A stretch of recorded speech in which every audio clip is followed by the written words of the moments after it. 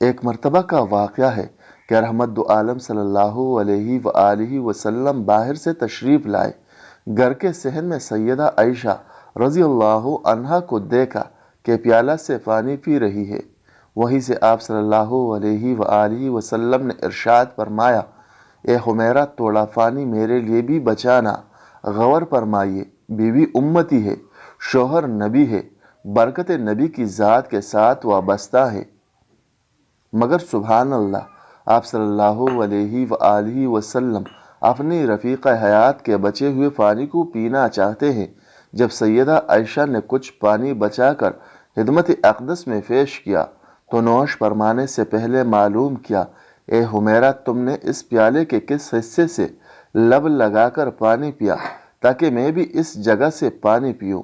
حضرت عائشہ فرماتی ہے کہ میں پانی پیتی، آپ صلی اللہ علیہ وآلہ وسلم کو دیتی تو آپ صلی اللہ علیہ وآلہ وسلم اسی مقام سے نوش فرماتے۔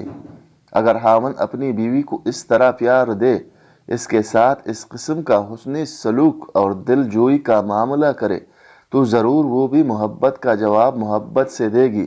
پہلے کوئی ابتدا تو کرے، اس لیے کہ عورت کی فطرت میں یہ بات ہے کہ اس کے ساتھ محبت اور نرمی کا معاملہ کیا جائے تو وہ گھر کو جنت بنا دیتی ہے، لیکن اگر سختی کا معاملہ کیا جائے تو اس گھر میں بھی کبھی سکون نہیں ہوگا۔ جب حضور اکرم صلی اللہ علیہ وآلہ وسلم اس قدر محبت کا معاملہ فرماتے تو جواباً سیدہ عائشہ بھی اسی قدر محبت کا معاملہ کرتی۔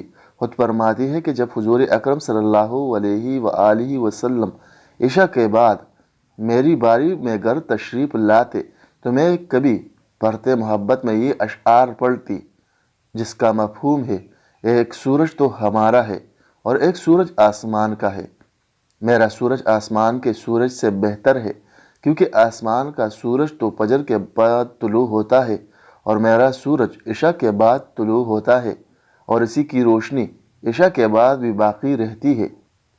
حضور اکرم صلی اللہ علیہ وآلہ وسلم کی پوری زندگی ساری امت اور اس کے ہر فرد کے لیے نمونہ ہے۔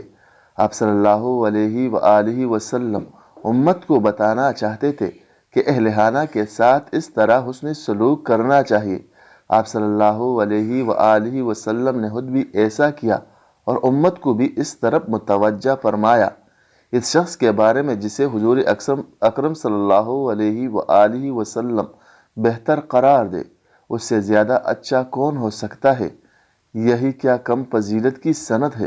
اللہ تعالی ہمیں اسوائے حسنہ اور اسوائے رسول کریم صلی اللہ علیہ وآلہ وسلم پر کامل عمل پیرا ہونے کی توفیق عطا فرمائے۔